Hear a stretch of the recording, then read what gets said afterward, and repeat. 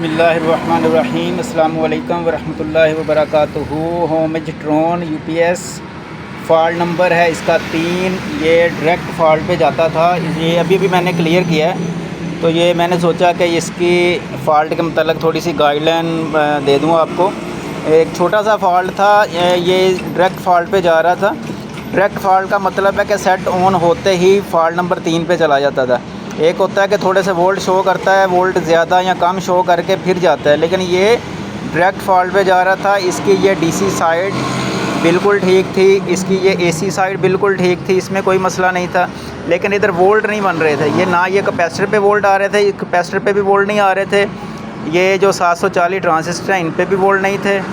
और इधर आ जाएँ आप, ये इधर भी वोल्ट नहीं, यानी कि किसी हिस्से में ये ब्रिज पे भी वोल्ट नहीं थे। ये मैंने जब इसका ये वाला हिस्सा चेक किया इधर वाला, तो इधर ये जो 3525 आईसी के आगे ये 2K की रजिस्टेंस लगी हुई है।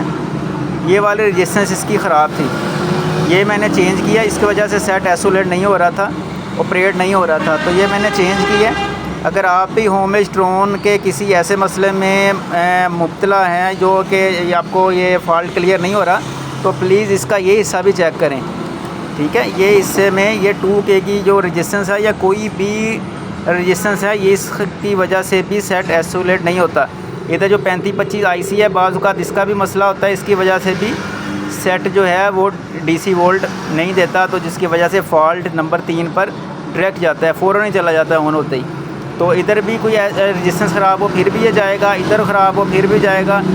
ये इधर ये देखें, ये 3 ओहम की 2 रजिस्टेंस लगी हुई हैं, ये एक और ये भी अगर ख़राब हो तो फिर भी ये जाएगा।